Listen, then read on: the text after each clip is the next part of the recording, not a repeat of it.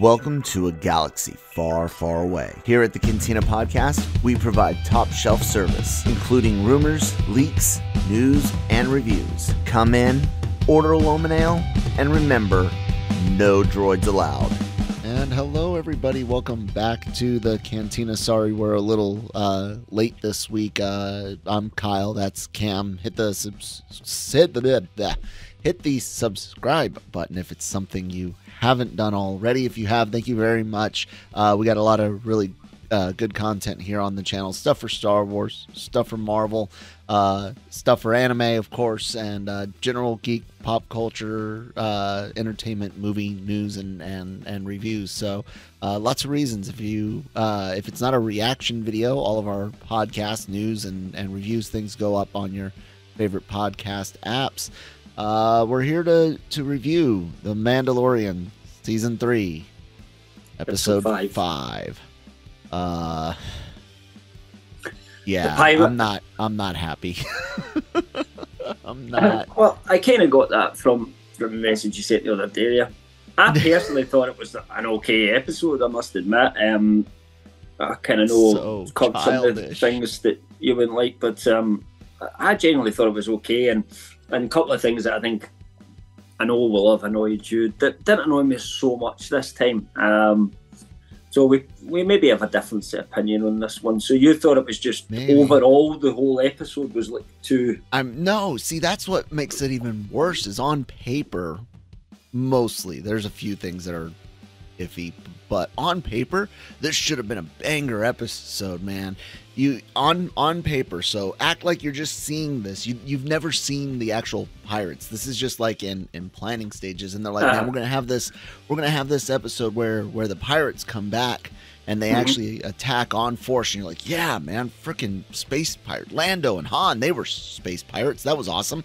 And you're like, yeah, and then the New Republic is gonna refuse to get involved, and we're gonna bring back that pilot everyone liked that let Mando go away, and he says, okay, cool. So more New Republic stuff, man. I'm down with that. Yeah.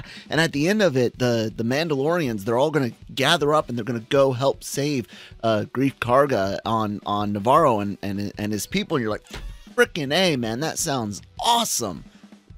And then they actually wrote it, the dialogue included, created the pirates that they created, filmed this monstrosity, and released it with some of the absolute most cartoony dialogue in Star Wars that since Book of Boba Fett, maybe Obi-Wan can... I mean, an example of what you mean about the childish dialogue, because as much as in the earlier episode when the pirates showed up, I didn't like some of the pirate terminology they used, but I was watching for that this time, and there was nothing that stood out to me like that. Other than Davey and his like two crew members, which how ridiculous was it to have a what was that? Maybe a frigate-sized craft with two crew members and Davy Broccoli himself. I have to say one of my issues was actually the amount of extras they had on screen in this, which maybe goes into a slightly different scenario, but that's what a part. Yeah, well, but the bridge should have had more than two crew members plus the captain on it for I mean, I would agree with that. I would definitely agree with that criticism. But specifically on anything in the dialogue. So anytime that Greef Karga is speaking, a lot of his stuff is really, really just cartoony, 100% down the... And his delivery doesn't help with it. Carl Weathers is exactly who Carl Weathers is, and we enjoy a lot of his movies where his style, his delivery method works. I complained about some of his delivery method in season one. In season 1 as well, which again is just who he is. So you kind of either have to accept it or not. Everything dealing with the Bo-Katan and the dialogue between her and the armorer, absolutely. And maybe it's because you got the cartoon voice actress with it, plus, Filoni working on it. But all of the depth and stuff just goes out the window, and we go from this whole I'm trying to think of how to word it. You go from this whole there's no how what's her name, the armor gets from where she is 2 episodes ago to, hey, go ahead, take off your helmet. I don't buy that. The whole they just didn't give us anything with it. It's just like she's internalized all this stuff, and then, hey, by the way, you've walked both ways, and that was really, really dumb, because it was like she had walked both ways beforehand, but I guess the whole mythosaur is what's tipped that off. But I'm not so sure. See, I mean, we'll leave it till we get into spoilers, I think, on that, in terms of sort of speculation, I think. But yeah, okay. And then the worst of it is the villainy. The worst cartooniness of it is, and this is the one part where on paper this didn't work at all, is the part back on Coruscant. One, how dumb was it that it's like, dude, yeah, you can fly faster than get the communications through. One, that again, they're shrinking the size of the Star Wars galaxy. I hate that. And two, when they get there, man, she's just it's so coincidental, and the sly come in and push the conversation where you want to do it, and the tone and everything. It's literally like watching a live action, because it's not just the writing, it's the delivery as well. This episode just oozed with the cartooniness, the immaturity, the rebels, and speaking of which, there's a cameo we'll talk about, but the rebels and Clone Wars style, dude. Like, and again, we had something completely different in season 1 and season 2, and I don't know why we have to go back to cartoony. In season 1, the only real cartoony thing you had to cope with was Weathers' delivery and a little bit of Sedaris' character. I forget the female junkyard lady, but she's Amy Sedaris. She's kind of goofy, but she tolerable. Kelly Moto was her character. I don't know. And then the worst of it, the worst of it was the I didn't catch this in the first time we see Davy Broccoli, but his ship has a fucking wheel. Are you kidding me? Yeah, I didn't. A wheel, a fucking wheel, and I'm leaving those F-bombs in. Sorry, but holy shit, man! You want to talk about ignorant, dumb, cartoony, stupid, juvenile, little kid bullshit? What sense does that make? I mean, I'll give you. I mean, I think we should probably just give you a grade and go into spoiler territory here, because we've never been out it since we started, I think. So,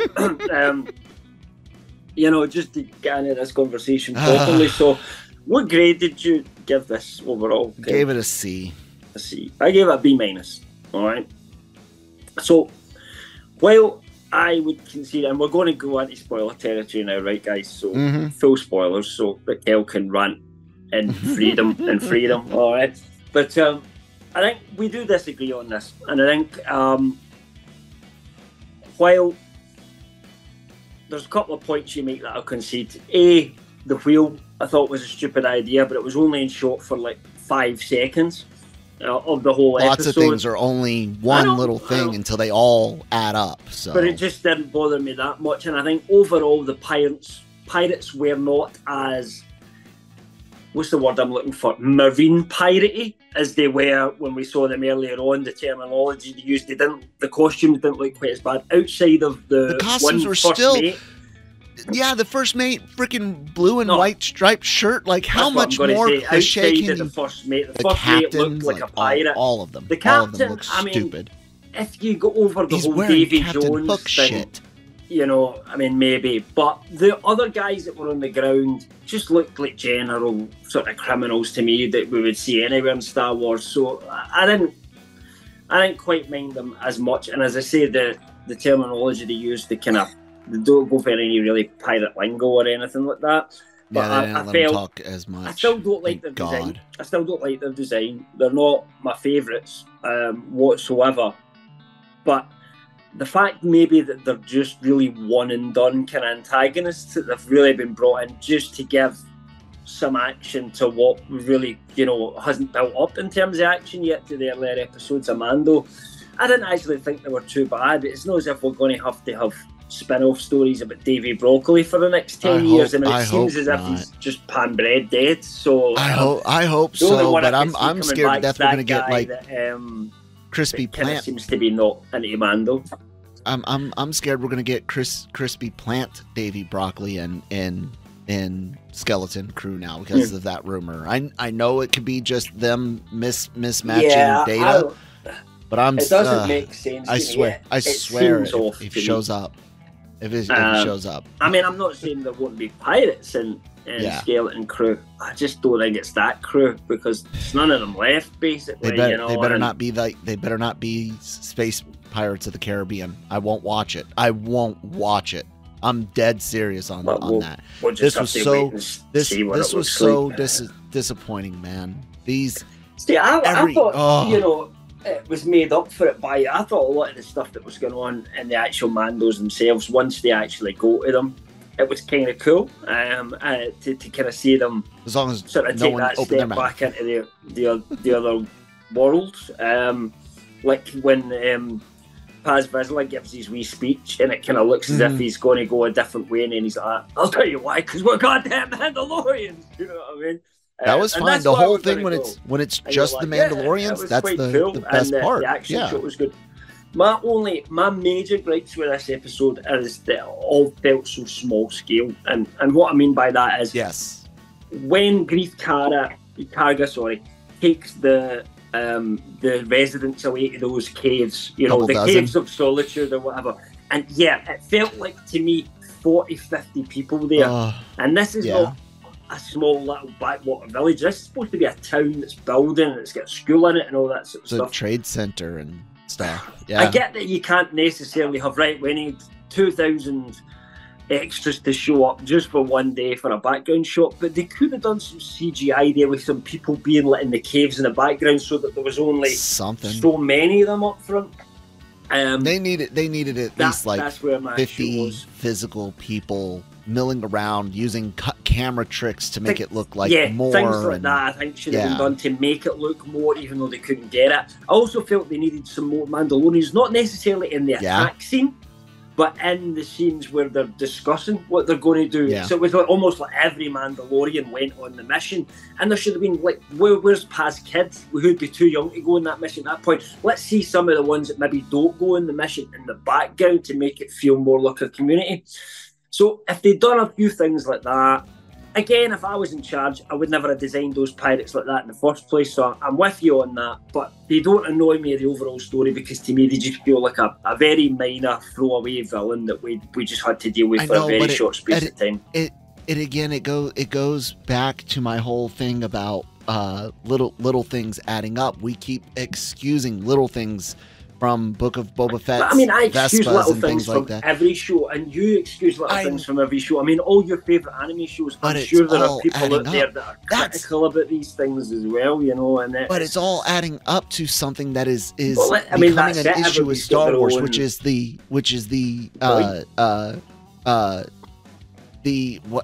don't even know what action word to use for it, but I don't want to say dumbing down, but the devolving, if you will, de-aging, if you will. We're getting to where Star Wars is literally, even the things that were very, very OT in tone, where there's some lighthearted fun and some more mature moments with Mando's season 1 and 2.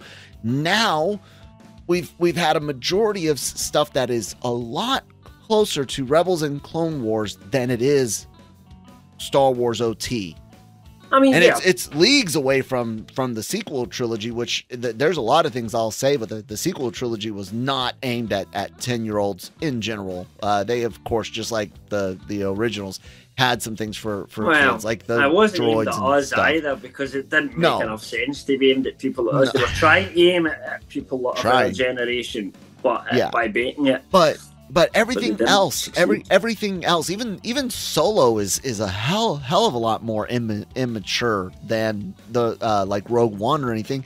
we got Andor and Rogue One and the 2 seasons of Mando, and everything else, including the cartoons, of course, is child, and that is what's upsetting me the most. Is Mando was supposed to be that thing that could, bridge the two. Yeah, the 10-year-olds are going to love it. That's the thing. It needs to bridge the two. It's never going to go as dark as Andor. For me. I don't need it to be. I don't want it to be. It has to. All it had to be was like season 1 or 2. That's it. That's it. Book of Boba Fett with the Vespers for me. It never, and the weird looking people, timid fights. It was. I mean, when the Mandos do attack, there is actually some brutal fighting, and a few of them get shot. There's a couple of good action shots where somebody gets close range, boom, bang, right in the face and stuff like that. Not too much to make it, because they're not trying to make it too violent. And that's obviously tricky to do in this type of scenario. But I thought it was okay. I thought some of the space, or not space action, but ship action was okay with Bo and Mando kind of cruising about and letting everybody else kind of go to it and stuff like that. And I like maybe one slight criticism I would have again is that sometimes they seem to up and down a Mando's power level depending on the situation a little bit when they do the action scenes. We need them to be bogged down at this minute. Suddenly they're not as good, and then all of a sudden somebody pulls off something fantastic. Sometimes you need to escalate the threat against them in order to see the best of people. When you do that, it's like you can't have John Wick suddenly. There's one guy with a shotgun, a shop owner, and a gun store. It's like, fuck you, John Wick, since we're swearing anyway. You ain't stealing money from my camera today, boy. And he's trying to, and John Wick's having trouble with him all of a sudden because the script calls for it at that point. Exactly. There's a couple of little things like that I definitely could be fixed up and touched up. It's not brilliant, but it's not. It didn't annoy me the way it's clearly annoyed you. Yeah, and then sticking with the Mando's stuff. Like I said, everything with the Mandalorians was what was best in this episode. But even then, there's times where they just shouldn't have been talking, and Vizsla's speech was fine, like the whole switcheroo. But I felt like it took too long to get there, and it made it over dramatic. A good monologue speech. I like a good overly dramatic, especially when there's a twist in it in some ways. But I'm already annoyed. That's what I'm saying. So you can't, because you're already pissed off. And that's the thing. Right. I was more pissed off at the start of the episode, but as the episode went on, I get less pissed off and enjoyed it more. Because when I saw them at first, I was probably the same as you. Like, fuck, Davy Broccoli's back. Crap. I hated that. I don't like Davy Broccoli. And then, he annoyed me whenever he was on screen, but he thankfully wasn't on screen very much. One frame is too much. Too much Davy Broccoli. Well, I'll agree with that. I don't like him. So, but that what's funny is you mentioned all the anime stuff that I watch, and I'm not upset at cartoony things, guys. I love cartoony shit. I like regular cartoons. I was watching Amazing World of Gumball last night, getting ready for bed, just folding some laundry. I'm down with silly, ridiculous. It is an amazing show. Yeah, there's a couple of proper cartoons out there over the last 10 years that are. There's another level of them for adults. Gumball's Gumball's one of them. Adventure Show was like that as well. Yeah, Adventure Time. What's it called? Regular Show, Adventure Time. Regular Show, that's the one it was. That's the two of us getting mixed up. Adventure Time and Regular Show. I'm into all of that, but that's because those are meant to be that way. Yeah, I get that. If Gumball all of a sudden went Andor level seriousness, I would not be very happy. So for me, that's why this upsets me so much, because this isn't what it was meant to be. And again, I will say this now, I am scared for the future of Andor season 2. Do I think they'll make it as lighthearted as this? No, they can't. They won't at all. They will go because Tony Gilroy's doing his own. They're not going to go. They're not going to critically acclaimed. They'll let him do whatever he wants. No, they won't. No, they're going to lighten it up, and boy, you get ready for the Rebels cameos. Get ready. It might light up. It's lighting a little bit anyway, but I just don't think that's the way his his mind works, and if he's in charge of it and doing it his way. And I think he'll appreciate that he's getting all the praise for the fandom saying, wow, Andor was amazing. Yeah, it wasn't as popular, and I think we knew it wouldn't be as popular as some other shows because it isn't going to be for everybody. But I think they need to keep Andor for people like us. I wish it's going to be. I have no worries about that at all. I don't know where you're coming from. I do because it's Disney.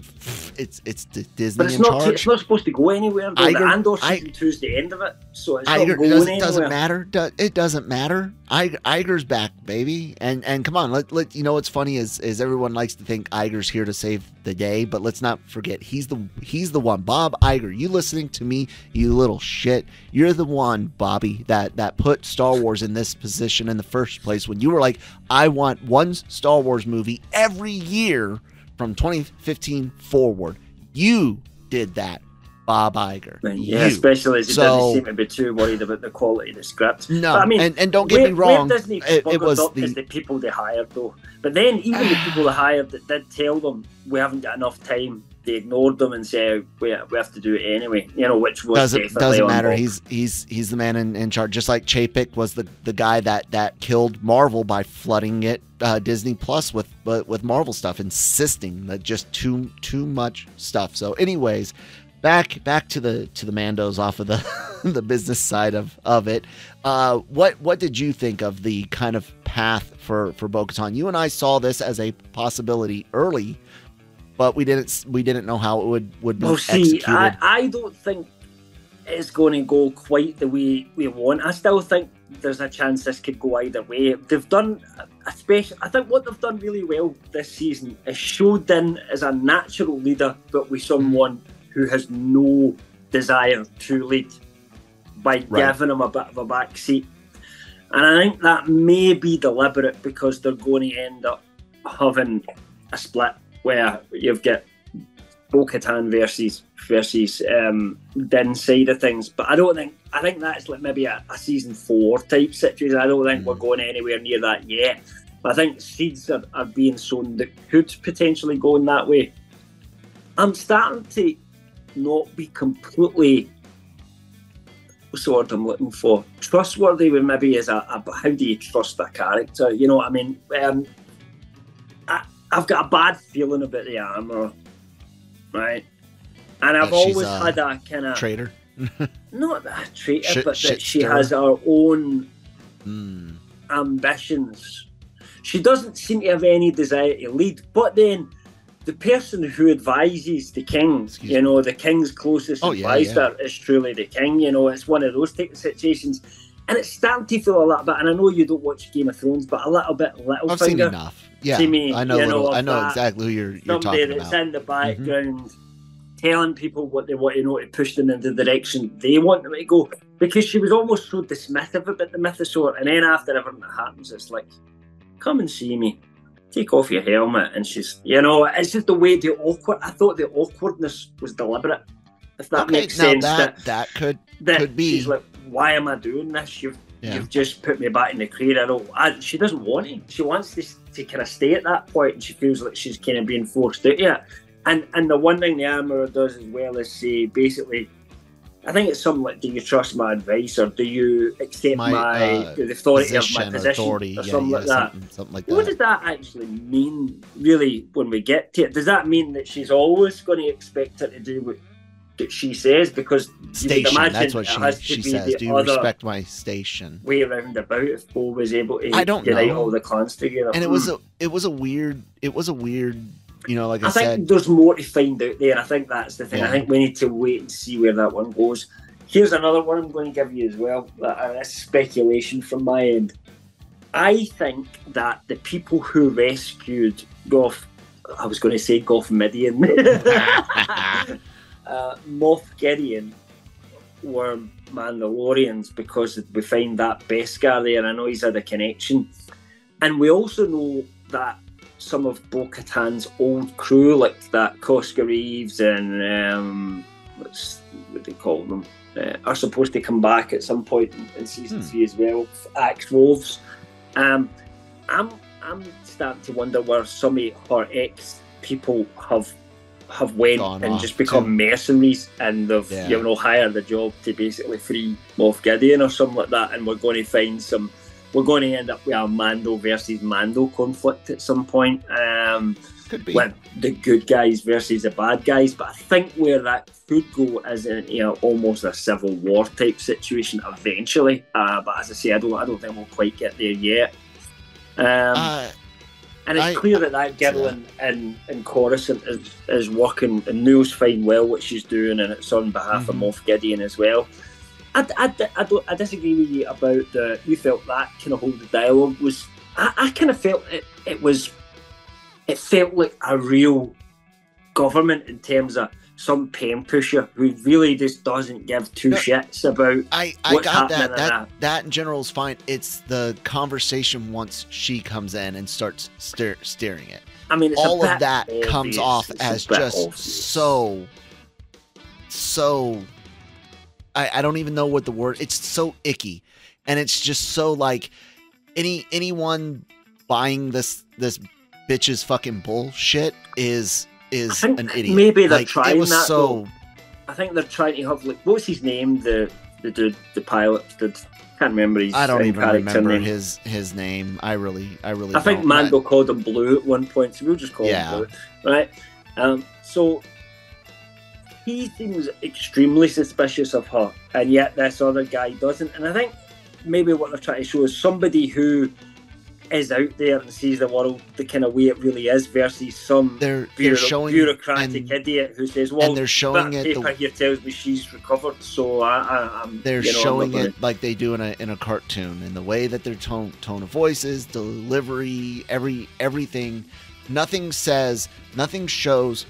It's so freaking obvious, and that's what I'm getting at. Is it's like treating me like a freaking child, and this show has already shown that it was meant for everyone. He didn't have to dumb things down, and that's what they're doing. You're right on what they're showing, but Cam, you can also show that without the I don't want to say over enunciation, but you know what I'm talking about. It's that the style. It's the classic delivery. What Andor does well is show and not tell, right? Exactly. And they do a bit too much tell sometimes. Oh my god, it's nothing but too much tell, and the dialogue then feels exposition-y at times. I think it's frustrating because I'm the original trilogy was a bit. I mean, maybe Empire aside, the original trilogy was a bit exposition-y as well. So the first one for sure. In Star Wars, definitely a New Hope. First one for sure. Jedi a little bit on Endor with trying to explain what they're gonna do. But you kind of have to have some exposition. There's a little bit of hand-splaining goes on as well, and things like that, But even when that happens, it's not as cartoony. That's what elevates the second one up, because it feels like you're in this natural situation where people are reacting to the events in a kind of more realistic way, and that works well in all movies for me. I'm not a fan of dual exposition. But Star Wars has always a little bit of that in it, and it's where they kind of draw the line. And I'll agree that some of the dialogue in Mando has been a bit exposition-y this season, and they could do a bit more show and a bit less tell, which would appeal to me more. If they are gonna tell, don't tell it like a kindergartner. Don't tell it like we're watching Barney. Like, have some respect for your audience, and even for the kids that are watching. If you haven't explained too much, then you're doing that anyway, because I don't think there's any way to do that without seeming as if you're disrespecting the reader. But I don't know, because at the same time, I read books and then I talk about them online with people, and people are like, oh my god, I didn't know this character was the pick, something, hero, prophesized, what Messiah, whatever you want to pick, and the kind of stories that I would read. And I didn't realise they were that until book 3, and you're like, it was like obvious from chapter 3 of the first book to me. So where some people see that, some people see Andor, right, and they say, I don't understand what was going on in Andor, because they didn't sit and explain it to me like I'm a 5-year-old kid. Because let's face it, some of the even adults out there that are our age still need their content plated up to them in TV dinners and say, Here's what happened last week. Here's what happened 5 minutes ago, just in case you forgot. We're going to linger on this shot for ages because we know if we don't, you won't get that it's important. You know, little things like that. And I see that all the time in American TV to various degrees. And it's very rare. It's the very good shows that don't do that. Yeah. And I think Mando season 1 definitely had a bit of that in it for me. Season 2 less, but still a bit of it. Boba Fett had quite a lot of it, you know. Andor really didn't have that at all, and that's one of the things that elevated Andor for me, because, you know, it treated me like someone who can understand what they're supposed to be watching on screen. But you're not always going to get that. It treated you like someone with a brain, and someone that's had half a life of experience, you know. And you don't. I understand those Star Wars will never be aimed at those. It doesn't have to be all like that at all. It doesn't have to be that. And I'm not asking for. I've never wanted everything to be like Andor. Even after getting Andor, I still. I mean, I would want but I'm not asking for it. Is what I'm saying. Like, that's the thing. I'm not against childish, cartoony, where applicable. The Mandalorian didn't need this level of cartoonishness that we've gotten in season 3. Like you said, Star Wars is always going to have some things, and even I said that. You know me, I'm one of the world's biggest Return of the Jedi defenders and apologists, if you will. But yeah, for the love of God, the hell with the Ewoks, Lucas. I mean, seriously, dude. You know, you Jedi's great. Oh, George. For the Ewoks, but the Ewoks do annoy me. You know, and then there's so much of that. I mean, which is probably why my probably still least favourite film, because of what it could have been, is still The Phantom Menace, because it's just too much of that. It's so much exposition, horrible dialogue, cheesy lines. Dialogue. Awful. The good ideas that are in there don't get to come to the surface. And I would even say I'd probably, as it pains me to say it, because there's less value in The Rise of Skywalker, but it's probably a better put together film if you ignore all the horrible things it does to the canon than The Phantom Menace is. You know, in terms of the way it's shot, the way the dialogue's done, and those are like definitely a few bad bits, like somehow Palpatine returned. The bottom 3, and anyone that disagrees, I'm sorry, but you're batshit crazy. The bottom 3, in no particular order, just the bottom 3 of the 9 saga films is very easily 2, 3, and 9. Or excuse me, 1, 2, and 9. 1, 2, and 9. Sorry, 1, 2, and 9. I'll go with Not in any particular order. Yeah. That's why I named them out numerical. 1, 2, and 9. Those are the bottom freaking of the barrel. Followed very closely by 3, 5, 8, and 7. Sorry. Yeah. 3, 8, or 3, 7, and 8. And then, of course, 4, 5, and 6 remaining gloriously at the top. But you know, they did a recent poll at one website I checked. I can't remember the name now, and these things happen from time to time. They say, right, what's the best Star Wars movie? And people rated it, and they went from top to bottom. Empire Strikes Back was number 1. Guess what was number 2? Sith, of course. No. What? Wait a minute. It was, Revenge of the Sith. The third was The Force Awakens. Third was I was Force like, it was ahead of Return of the Jedi. You know what I mean? And you get down to like the really low ones were like Solo, you know, and then Rise of Skywalker and stuff like that. You know, those were the really, really low ones. But yeah, it's different opinions out there from everybody that's going, unfortunately. And you know, that's I see things very similar to what you do, to be honest. Probably not exactly the same, but similar. Do you know what? In this episode, I wasn't as annoyed as you are by it. I was still fairly engaged and enjoyed the action that I was seeing and everything. Do you know what I think is part of the problem? is people aren't growing out of things or growing up in things the way they used to, right? And I say this as someone with a shit ton of cartoon and video game stuff all over my walls. But I mean, guys, from the most stupidest, from the lamest, most childish cartoons of Gumball or Dragon Ball Z, all the way up to bigger brain things like enjoying stuff like the Last of Us, keeping it in geek culture, not to mention non-geek pop culture things that are live action, not your Better Call Sauls, dramas and things like that. So my tastes vary, right? I grew up, we had franchises grow up with us, including Star Wars. The EU was definitely a lot more mature, and that's not saying rated R or anything, but more mature, the Star Wars EU, than the movies. Some of it was. Had. Some of it wasn't, Kel. Some of the books I remember reading were really bad. I mean, yeah, I've used this example before, but the Darksaber book. Oh yeah. Don't get me wrong. They're not all winners. Controlled by a hot. It was just poor. But there was some growth, and not only that. There are cartoons from when I was a kid that I wouldn't watch again today because they're too childish. I'll watch Ghost. They were of the time. I'll watch Ghostbusters. I'll watch Ghostbusters. That's still good. I'll watch Ninja Turtles. But so you want hold. Sorry. Here's what I'm long way of trying to get to. I'm not gonna watch Denver the Last Dinosaur ever again. Like if I saw that, I'd probably go, I remember that cartoon. I'm not watching.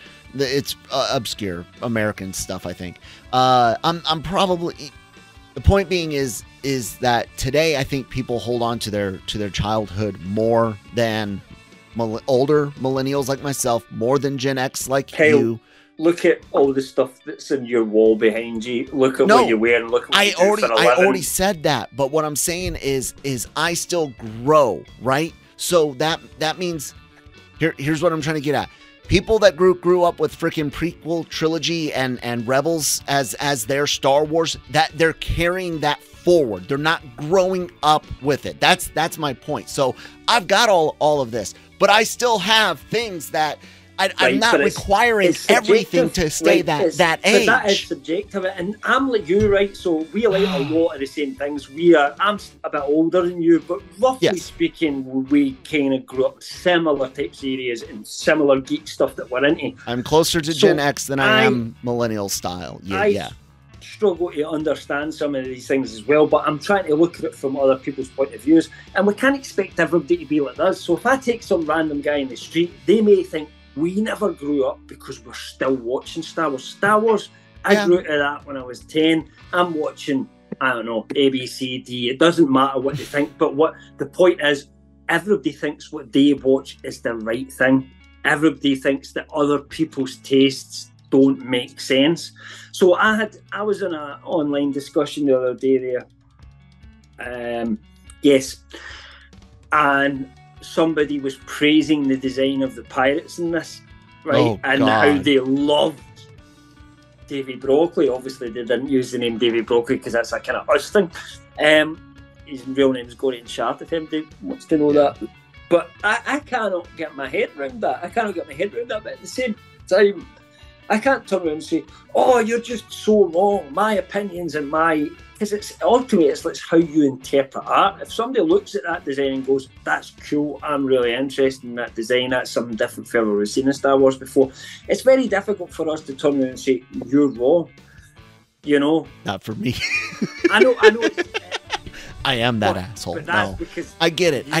You're different from me. I try to look at things from other people's point of view. I try. You tend to get angry and say something's bad, and because it keeps people happening. Should like the things I like. It keeps happening. No, I don't need it to. Again, I'm not even asking to change the Mandalorian into anything other than what it was. That's what it was. It was already a style, a thing. It already had a place where it was fitting. Like we talked about, bridging between some of the more childish, fantastical stuff from even episode 4 and, of course, Rebels and Clone Wars, but bridging that with that original trilogy feel, a little bit grittier, a little bit more grounded. And then this season, we just jettisoned that, just threw it out the freaking airlock. And that's what's making me angry, because it seems like we cannot do anything with Star Wars anymore.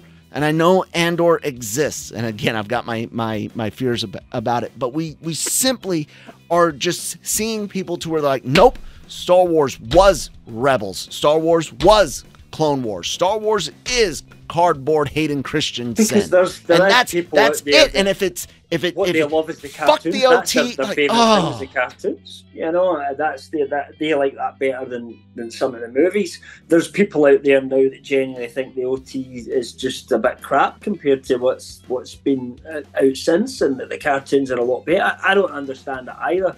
But when you have a franchise, then don't change something you've already freaking made, and goes across so many people, I think we have to accept that there will be times that Star Wars won't cater to us anymore, and we can call it out. There's already lots of Star Wars I haven't watched. So. Yeah, I know. And on that front, by the way, I would say that as for one show that started really cartoony, and I wasn't a fan of, because I do watch animated shows, the Bad Batch did the same old thing that Star Wars does. Halfway through the second season, it suddenly started getting good. It started getting darker. It started getting more mature. And by the end, I was like sitting watching episode after, just going, shit, this is actually quite good. I'm excited to find out what happens here. And I'm actually looking forward to season 3 of the Bad Batch, because they've left you on a really cool cliffhanger. You know, and there was actual deaths, you know, meaningful deaths and stuff like that happened as well. And, you know, they're exploring a lot of quite, you know, I would say for a cartoon anyway, mature content in terms of they're looking at how the clones were treated post Empire when they don't really have any need for them anymore. But they're really exploring, you know, what the Empire want their forces to be, and what the clones are doesn't represent that anymore, and coming up with interesting ways to deal with them and set them up against each other and stuff like that. So it's actually been quite good for me. And I know you're never going to watch that, but I guess for me, I can turn off the, because I love a Star Wars, and I can sometimes enjoy something and ignore some of the childish aspects of it, and maybe that's what's working for me for Mando. But sometimes it goes too far, and like the Book of Boba Fett, some of the stuff that was in there went too far. But at the same time, I didn't hate Book of Boba Fett as much as you did, even when we were reviewing the episodes. You know, I was never loving it, but I was, well, you know, it wasn't quite as bad as that. Okay, I hate that bit, but I didn't think this bit was too bad. So, you know, even then, we've got a slightly different sort of meter, if you like, for how we judge these things. So, I don't know. I don't know either.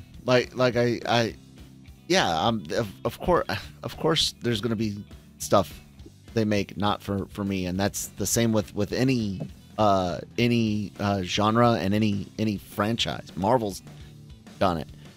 Like I said, I'm not even asking to make things different than what they already were. That's my biggest issue, is just that we continuously, and I keep saying aimed at 10-year-olds, but it's really not. It's aimed at a bunch of like 25 to 30-year-olds as well that are content with 10-year-old mentality. Yeah, and that I guess is upsetting as all they don't need to be challenged as much by what they're watching. Some of these people, it is just having a hard day at work, I want to go in and switch off my brain for half an hour, and that's what TV is to some people. That's not what Star Wars was meant to be. We're more critical, but it was for some people. It was there will be people out there that went to Star Wars when it first came out and thought, I love those Star Wars films. What do you know? But they don't know the name Bib Fortuna. They get the Star Destroyers and the Death Stars mixed up because they've only watched it twice, you know. Yeah. But yeah, I like those Star Wars movies, but they're not into it. Like, they're not, wow, I love this and I want to find everything out about it like you and I are, you know. And there's that audience in Star Wars. At the same time, there's then this other generation that are like us, I want to find everything out about it. but they want to find everything about where they come into it, which was watching the Clone Wars and the prequels and stuff like that, and the odd characters that they grew up with.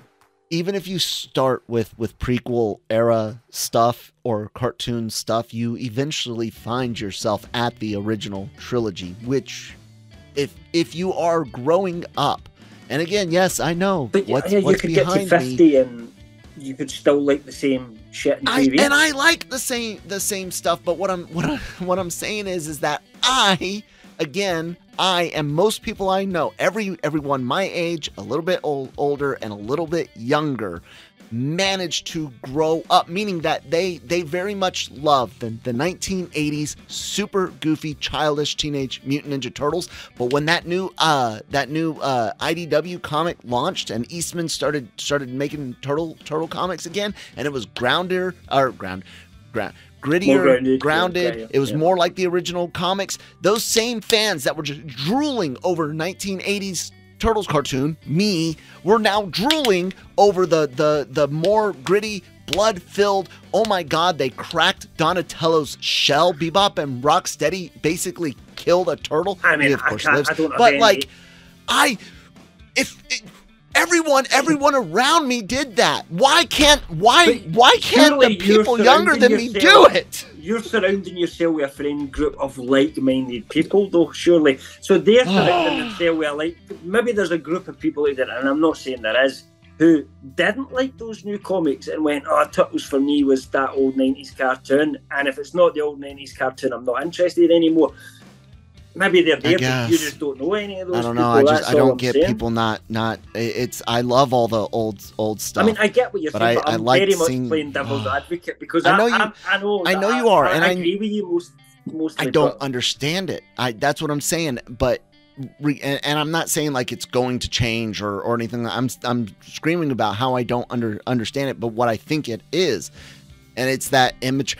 And dude, you can point to things in music with it. You can point to things in live action entertainment with it. You can point to things in video games. For years, we've been discussing how one of the most simple popular programs in the world. People what's watch that? Soap operas. Oh People yeah, still watch this shit on a day-to-day basis. My mom. What? People still watch those garbage. police procedures that are, the really bad like ones Law and Order where, and stuff. Where they explain everything a million times to you, and there's an advert every 30 seconds, and they recap everything at the end of it. That's some people's lives because that's all their brain can handle in terms of entertainment and TV. I don't get it, but I do know that it is more prevalent in people younger, and this is not me like cursing those I damn know kids. Some older people that are like that as well. Well, yeah, of older course, than me, but I'm saying, well, yeah, my mom is the one that watched soap operas, not my wife or my sister.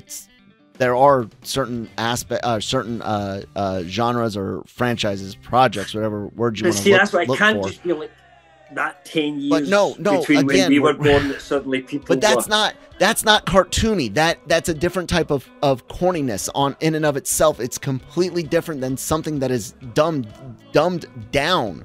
And that again is my issue is we are extending adolescence way too fucking far, and it pisses me off. And no one is fucking growing up anymore, and it affects everything. It affects everything. I was trying to mention games. Look how easy games have gotten. You're old now. I am old. I've had gray hair. Don't act like you don't. Don't change the subject, Cam. What the young kids are into now is just rubbish. Why are they into this rubbish stuff? No, because there is good stuff. I've got a load of brand new stuff. Every year I find new music acts, new shows, new stories, new stuff. Not the recycled from my already existing childhood. New stuff, Cam. I'm not against new stuff when it's good. My problem is that we are no longer seeing people grow up, and instead of having their maturity move things forward, moving things beyond the 10, they're just bringing that with them. And even if something already exists within the same franchise that's a little bit older, say a Marvel Knights comic book or Marvel Max versus reading just the standard 616, they're not doing that. They just want to bring the freaking 10-year-old bullshit up with them. And that drags everything down. And it happens in games, in comics, in movies. It happens in music. You can't control these things at the end of the day. No, you can't, but it doesn't mean I should be happy about it. And I sure as hell don't have to accept people making shit. Popular. If they release content that's popular, whether you and I sit there and say, this is shit, but if it sells, they will ignore everything you and I are saying, I would sell. I am the filthiest, most dirty capitalist pig you can imagine. If I could find a way to sell someone something that they didn't need, but it won't hurt them, like the fidget spin, okay? Because I believe in good form capitalism, right? But I sure as hell would take advantage of people's simplicity, stupidity if necessary. The fidget spinner, one of the stupidest, most wasteful things ever. It was a fad. It came, it went, but it made a lot of people a shit ton of money really, really fast, and it didn't hurt anyone. The people that bought fidget spinners, it didn't hurt them. It was a waste. It was stupid. I would love to take advantage of people like that as a capitalist, but Star Wars doesn't have to. And again, that's the thing. I get that there are people that love Clone Wars more than the OT, but I don't really know anyone that's a Star Wars fan that doesn't at least like the OT, love the OT as much. Like, I don't know any, and I'm sure there are some out there, but I don't know anyone that is just like, but it would be strange. The OT is trash. It's garbage. Except the OT. I don't see that as a thing. So it stands to reason that if that appealed, and if Mando season 1 and season 2 appealed to the people that are watching it now, if it appealed just 3 or 4 years ago, why do you need to change it now? Why? Well, I mean, that's what. Oh my God! Every show has to change at some point. I think part of that is because they really only had a story running up to what was going to happen when Grogu was going to go away. Childish, okay. And they had to create what a new story would be. I don't think that they've tried to make it more childish. I just think they've naturally went in that direction a little bit with some of the stuff that they've done this season. And again, I disagree with that it suddenly became a childish show. I think there's more elements in there compared to what were there before. But I look at some of the episodes in season 1, especially the ATAP one in the village, and a lot of that shit was childish and poorly dialogued and poorly shot and all that. That's sort of stuff. One where with the ATST. Yeah. And he meets the action shot at the end was good, but that was about it. Nothing, yeah, and we never see again, and she's got a kid and all that.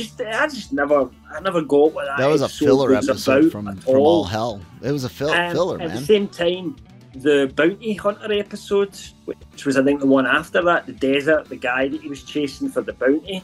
That was quite childish, and I didn't go for that as well. And I railed against his I did as well. To the actor, yeah. And then it improved again towards the end. So that's been there in Mando, but they've always come a darker way in the end. And I think that's what they'll do. And I think looking at what they do with the animated series, absolutely, there's some light-hearted, shitty filler in there. In fact, far too much as far as I'm concerned. But they do seem to get going eventually, and the shows do improve as they kind of get going. I don't know. We'll wait and see overall once we get the end of Mando. And maybe, do you know what? Shows do sometimes go that way, Kel, so there's no guarantee this isn't actually the beginning of the end, and things are just going to take a downward turn from this point on. That is possible. Maybe. I don't quite see it yet, because to me there's a lot of mystery there that they could still go in a number of directions, but they could choose all the wrong directions to go in, all the easy choices instead of the kind of hard choices at times, so therefore we don't get any real drama. Don't they listen to Yoda and stuff about how taking the easy way is the way of the dark side? I mean, come on. They don't. I tell you what they don't do. Oh wait, Yoda's the bad guy in Star Wars these days. I forgot. Carry on. What they don't do and they should do is listen to the Cantina podcast, mate.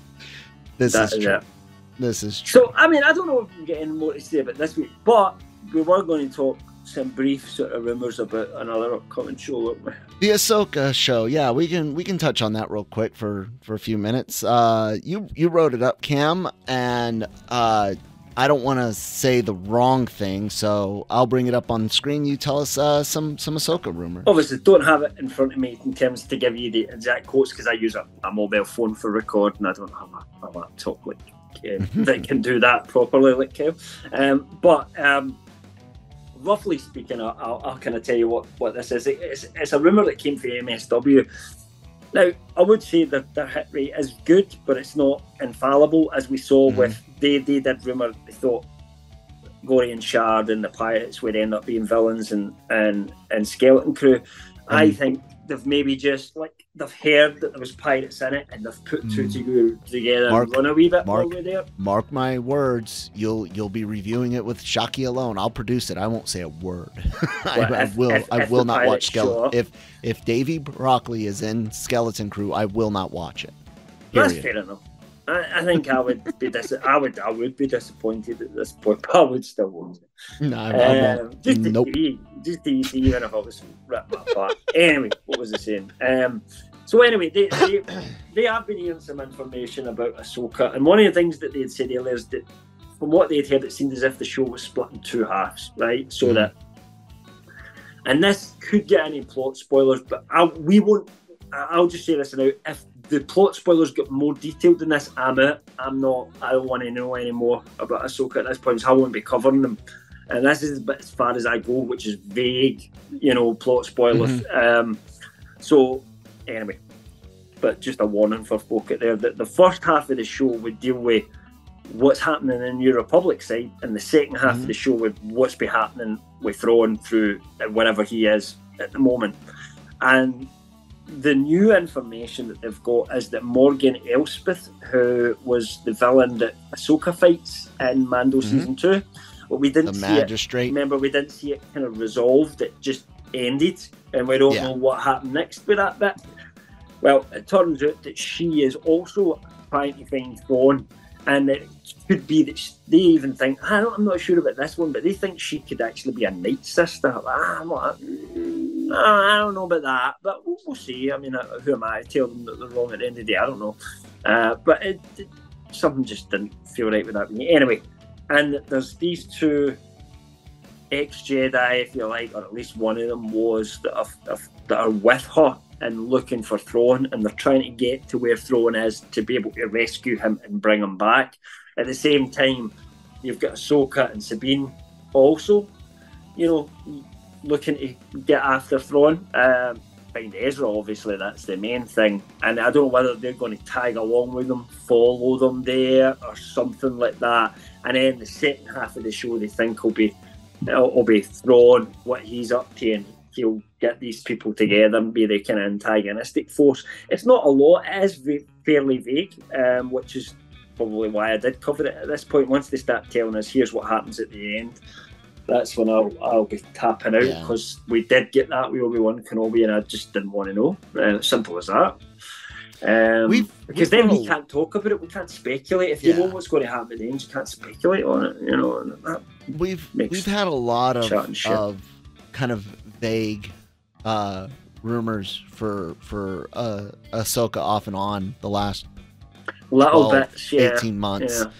Including, they don't all match up either. No, they don't. Because I was going to say, where does all that stuff about the world between worlds and seeing alternate possibilities, where does that fit in with this? Maybe the first half of the show where maybe we're in the New Republic. And, I mean, there's no denying. There's rumours Mon Mothma shows up.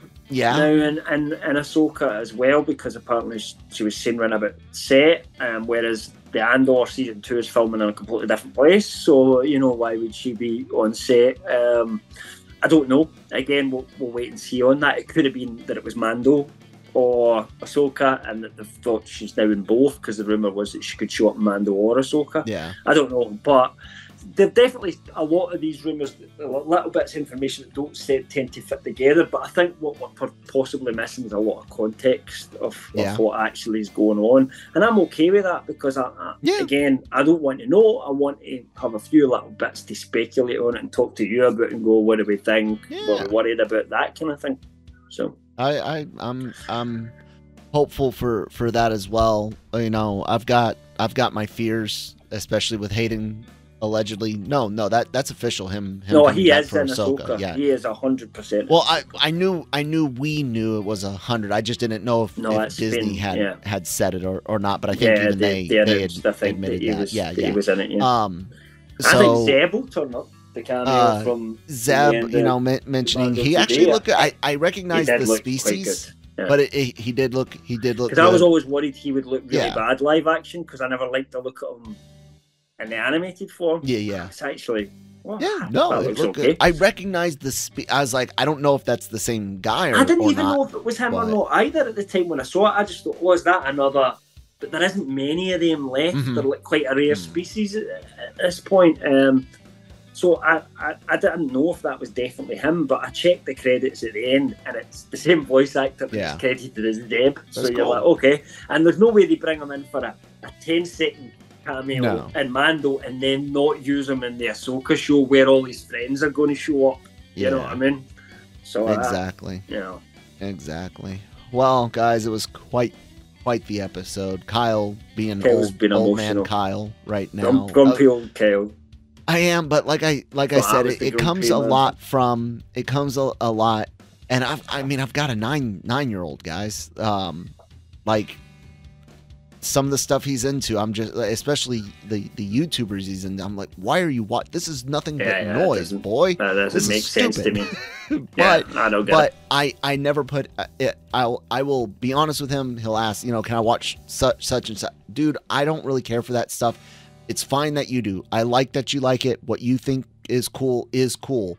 Let's not watch it now. You can watch that later. So I get that things are different. But like I said, my whole biggest issue has been I watched, myself and many others grow up, carry certain things from their past, enjoy certain things from that. I like the Jetsons. I don't want to see a modern Jetsons. You know what I'm saying? Again, but like I could never understand you like Power Rangers, for example, Kel. I don't get. Yeah, but I don't want. I cannot get my head. I'm not watching it. Like I love what I like. I've got toys. I got my hoodies and stuff like that. And of course, I'm like you said before, a few years younger. I was just that too old. Yeah, I don't want. Me, it was like. I don't want a like the 2017 Power Rangers movie. That was good for me because it was more mature, grown up. It wasn't corny, super Sentai. As you would imagine, I never watched it. Why would I? Yeah, but that's what I'm saying. Like I don't want a rehash of 1990s Mighty Morphin Power Rangers. I don't want to watch that. It would not appeal to me. The original only appeals in the nostalgia sense, right? That being said, if you took the Boom Comics Kyle Higgins art, which was known as Shattered Grid, right? Again, similar. It was aimed at people my age, basically, original Power Rangers fans. So, but it was aimed at us. So it was like all the nostalgia imagery, but a 35-year-old mentality. Does that make sense? If you took that and animated it, doesn't make sense for what I think about Mighty Morphin Power Rangers, right? How it works, but you know what I'm saying by they made it they made it grittier, more mature. That's what I'm saying. Same as like the example with the Teenage Ninja Turtles. Exactly. Which I do get the idea of. Yeah, I wouldn't want to redo the 90s again. But if you took that comic line and you animated it, I'd be all about that because it would appeal to what I like about Power Rangers, the flashy suits, the big giant monsters and robots fighting, the martial arts, but it would put it on a maturity level that I can actually Broccoli enjoy. Would be a good Power Rangers villain. What's that? Davy Broccoli would be a good Power Rangers villain. He would make an outstanding. I would have loved him to have been a Power Rangers villain. Absolutely, because he looks like a Power Rangers villain. Yeah, but you like couldn't have that in Star Wars. I get it. No.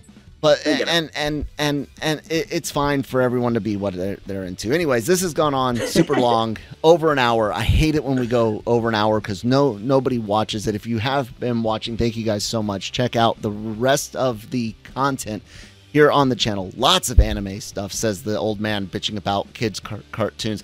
Lots of anime stuff. Breaking Geek Radio and Daily Cog cover everything you can imagine in entertainment. Breaking Geek is reviewing Dungeons and Dragons, Honor Amongst Thieves this week, so check that out. If it's not a reaction video goes up. All of our podcast news and reviews go up on your favorite podcast apps, and of course, check out the website. LRMonline.com. Every day for all your written entertainment news needs, opinions, rumors, and leaks and things like that. Cam does a really good job at sifting through things with his bullshit filter. And yeah, check out the celebrity interviews on the LRM Online YouTube channel as well. Anything else, Cam? No, check out LRM Online as Kel said. Anybody interested in doing any writing, getting into that side of things, please give Kel, myself, Shoki, anyone a shout. All the details you can find, or you can find us through the website. But give us a shout. There's a few new people who have come on board just to write about things that they're interested in, and it's been cool so far. We're working on looking to build that out and let you know if you feel there's something you're not covering and you want to see why does no one cover this news for LRM. You come and cover it. Come and do it. Because I maybe don't watch it, I maybe don't know anything about it, and you don't want to see me reporting stuff that I've got no idea what I'm talking about. So you got it. All right, guys, that's it. Until next time, may the Force be with you.